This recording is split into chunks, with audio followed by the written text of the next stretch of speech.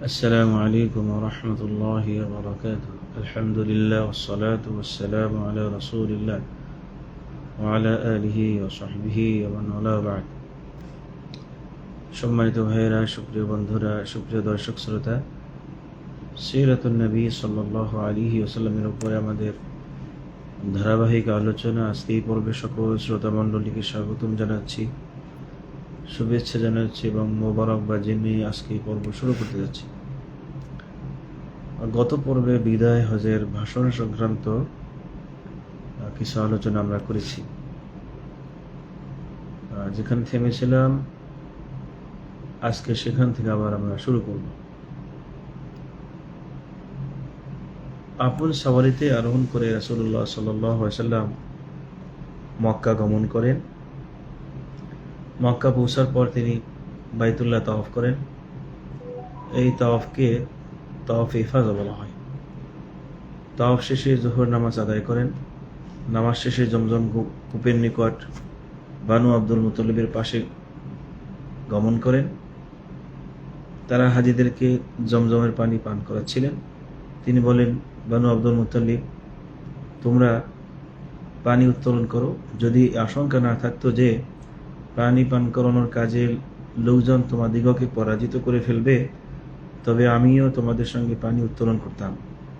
অর্থাৎ যদি সাহাবায়ে কেরাম রাসূলুল্লাহ সাল্লাল্লাহু আলাইহি ওয়াসাল্লামকে পানি উত্তোলন করতে দেখতেন, তাহলে সাহাবীগণ নিজেরাই পানি উত্তোলনের চেষ্টা করতেন। এভাবে হাজিদেরকে পানি পান করানোর মর্যাদা ও সৌভাগ্য বানু মুত্তালিবেরই রয়ে গেল। অন্যথায় এই ব্যবস্থা তাদের আয়ত্তে আর থাকতো না। কাজেই বানু মুত্তালিব আল্লাহ রাসূল সাল্লাল্লাহু আলাইহি ওয়াসাল্লাম কে এক বালতি পানি উঠিয়ে দিলে তিনি তা হতে ইচ্ছা অনুযায়ী পান করলেন। দিনটি ছিল জিলহজ মাসের 10 তারিখ, কুরবানির দিন। উক্ত দিবস সূর্য কিছুটা উপরে উঠলে রাসূল সাল্লাল্লাহু আলাইহি ওয়াসাল্লাম এক ভাষণ প্রদান করেন। ভাষণ দানকালে তিনি পথের উপর আরোহিত অবস্থায় ছিলেন এবং আলী রাদিয়াল্লাহু আনহু তার বাণীসমূহ সাহাবায়ে কেরাম রাদিয়াল্লাহু আনহুকে শুনিয়ে দিচ্ছিলেন। কিছু সংখ্যক সাহাবা রাদিয়াল্লাহু আনহু উপবিষ্ট অবস্থায় ছিলেন এবং কিছু সংখ্যক ছিলেন দণ্ডায়মান অবস্থায়। অধ্যকার ভাষণে নবী করিম সাল্লাল্লাহু আলাইহি ওয়াসাল্লাম গতকালকের ভাষণের কিছু কিছু অংশের পুনরাবৃত্তি করেন। সহিহ বুখারী এবং সহিহ মুসলিমে আবু বকর রাদিয়াল্লাহু আনহু হতে বর্ণিত আছে, তিনি বলেছেন, 10ই জিলহজ কুরবানির দিন রাসূলুল্লাহ সাল্লাল্লাহু আলাইহি ওয়াসাল্লাম তার ভাষণে আমাদের নিকট বলেন, আবর্তন বিবর্তনের মধ্য দিয়ে সময় সেই দিনের প্রকৃতিতেই পৌঁছেছে যেই দিন আসমান ও জমিনকে আল্লাহ সৃষ্টি করেছিলেন। 12 মাসই বছর হয়, যার মধ্যে 4টি হলো হারাম মাস।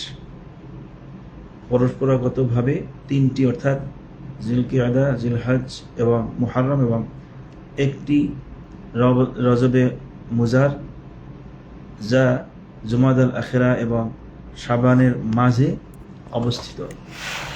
অতঃপর আল্লাহ রাসূল সাল্লাল্লাহু আলাইহি ওয়াসাল্লাম জিজ্ঞেস করলেন, এটা কোন মাস? আমরা বললাম, আল্লাহ এবং তার রাসূল ভালো জানেন। উক্ত প্রেক্ষিতে রাসূল সাল্লাল্লাহু আলাইহি ওয়াসাল্লাম নীরব থাকেন। এমনকি আমরা ধারণা করছিলাম যে তিনি হয়তো এর নাম অন্য কিছু রাখবেন, কিন্তু তিনি আবারও জিজ্ঞেস করলেন, এই মাসটি কি জিলহজ নয়? আমরা বললাম, তা কেন হবে না? এরপর তিনি বললেন, এই শহরটি কোন শহর? আমরা বললাম, আল্লাহ এবং তার রাসূল ভালো জানেন। আল্লাহ রাসূল সাল্লাল্লাহু আলাইহি ওয়াসাল্লাম নীরব থাকলেন। এমনকি আমরা ধারণা করতে থাকলাম যে এর নাম হয়তো অন্য কোনো কিছু বলবেন, কিন্তু তিনি বললেন, এই শহর কি মক্কা নয়? আমরা বললাম, তা কেন হবে না? অর্থাৎ অবশ্যই তা। তখন রাসূল সাল্লাল্লাহু আলাইহি ওয়াসাল্লাম আবার জিজ্ঞেস করলেন, আচ্ছা, তবে এই দিবসটি কোন দিবস? আমরা বললাম, আল্লাহ এবং তার রাসূল ভালো জানেন। এতে তিনি নীরব থাকলেন। এমনকি আমরা ধারণা করতে থাকলাম যে এর নাম হয়তো অন্য কিছু বলবেন, কিন্তু তিনি বললেন, এই দিনটি কি কোরবানির দিন নয়, অর্থাৎ 10ই জিলহজ নয়? আমরা বললাম, অবশ্যই।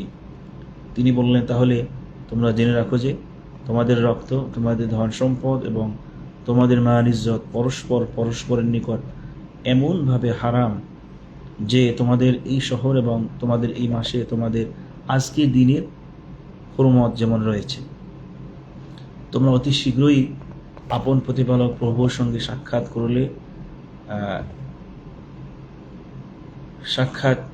করলে তোমাদের কার্যকলাপ সম্পর্কে তিনি তোমাদের জিজ্ঞাসা করবেন। অতএব স্মরণ রেখো যেন আমার নিকট থেকে পরে পুনরায় পশ্চাৎমুখীনতা অবলম্বনের মাধ্যমে পথভ্রষ্ট হয়ে না যাও।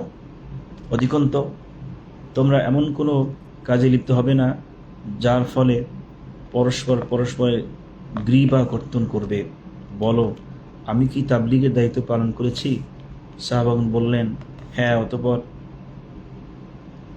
আল্লাহ রাসূল সাল্লাল্লাহু আলাইহি ওয়াসাল্লাম বললেন, হে আল্লাহ, সাক্ষী থাকো, যারা এখানে উপস্থিত তাদের কর্তব্য হচ্ছে অনুপস্থিতদের নিকট এই কথাগুলো পৌঁছে দেয়া, কারণ ওই অনুপস্থিতদের মধ্যে এমন কতগুলো লোক থাকবে যারা এই উপস্থিত লোকদের কিছু সংখ্যকের তুলনায় আল্লাহর দ্বীন সম্পর্কে অধিক মাত্রায় উপলব্ধি করতে সক্ষম হবে।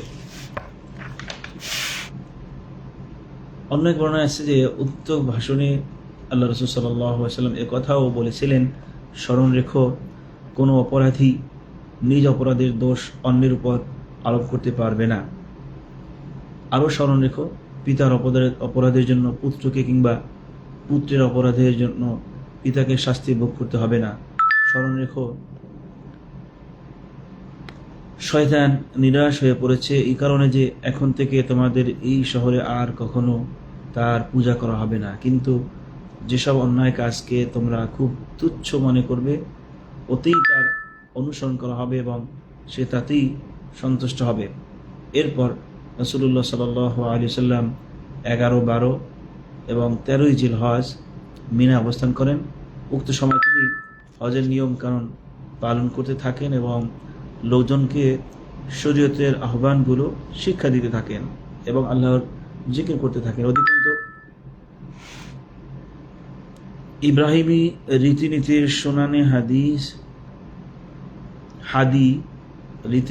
সুনানে হাদি সমূহ প্রতিষ্ঠা করতে থাকেন এবং শিরকের নিশানাগুলো নিশ্চিহ্ন করতে থাকেন। আইয়ামে তাশরিকেও ভাষণ প্রদান করেন। সুনানে আবু দাউদে হাসান সনদে বর্ণিত আছে, সারায়া বিনতে নাবহান রাদিয়াল্লাহু আনহা বলেন যে রাসূলুল্লাহ সাল্লাল্লাহু আলাইহি ওয়াসাল্লাম আমাদিগকে রৌসের দিন ভাষণ দেন। তিনি বলেন, এটা আইয়ামে তাশরিকের মধ্য দিবস নয়, অর্থাৎ আল্লাহ রাসূল সাল্লাল্লাহু আলাইহি ওয়াসাল্লাম তার আজকের ভাষণও গতকালকের ভাষণের অনুরূপ ছিল। এই ভাষণ দেওয়া হয়েছিল সূরা নাসর নাজিল হওয়ার পর। আইয়ামে তাশরিকের শেষে দ্বিতীয় ইয়াউমুন নাফারে অর্থাৎ 13ই জিলহজ তারিখে নবী করিম সাল্লাল্লাহু আলাইহি ওয়াসাল্লাম মিনা হতে রওনা হয়ে যান এবং ওয়াদি আবতায়ের খাইফে বানু কেনানা অবস্থান করেন। দিনের অবশিষ্ট সময় এবং রাত্রি তিনি তথায় অতিবাহিত করেন এবং জোহর, আসর, মাগরিব ও এশার নামাজ সেখানে আদায় করেন। এশার নামাজ শেষে তিনি ঘুমিয়ে পড়েন এবং কিছুক্ষণ ঘুমানোর পর সাওয়ারিতে আরোহণ করে বাইতুল্লাহ গমন করেন এবং তাওয়াফে বিদা আদায় করেন।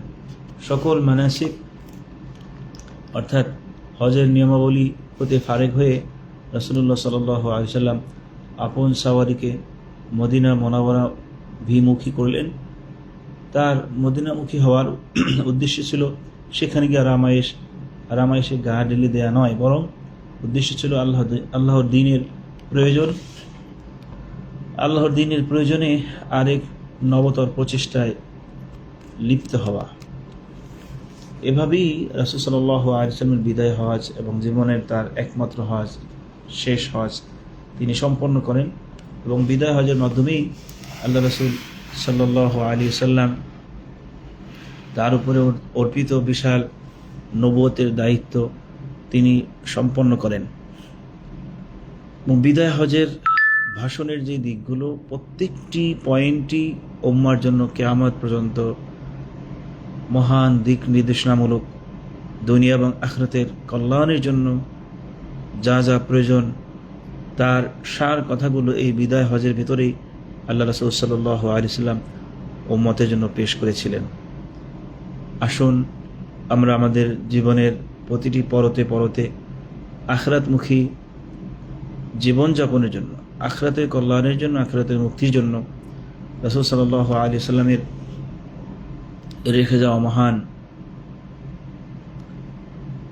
জীবন বিধান, মহান দিন তথা ইসলাম এবং সেই তাওহীদের চেতনাকে ধারণ করেই দুনিয়ার কল্যাণ এবং আখিরাতের মুক্তি অর্জনের লক্ষ্যে আল্লাহ রাসূল সাল্লাল্লাহু আলাইহি ওয়াসাল্লামের প্রতিটি কথা অনুধাবন করার চেষ্টা করি, নিজেদের জীবনটা সেভাবেই গড়ে তোলার চেষ্টা করি। রব্বুল আলামিন আমাদের প্রত্যেককে কবুল করুন, আমাদেরকে আখিরাতের কল্যাণের জন্য এবং দুনিয়ার জীবনে প্রশান্তময় জীবনের জন্য রব্বুল আলামিন আমাদেরকে তৌফিক দান করুন। আমিন। হাদা ওয়া সাল্লাল্লাহু আলা নবিয়িনা মুহাম্মদ ওয়া আলা আলিহি ওয়া সাহবিহি ওয়া সাল্লামা তাসলিমান কাসীরা। আসসালামু আলাইকুম ওয়া রাহমাতুল্লাহ।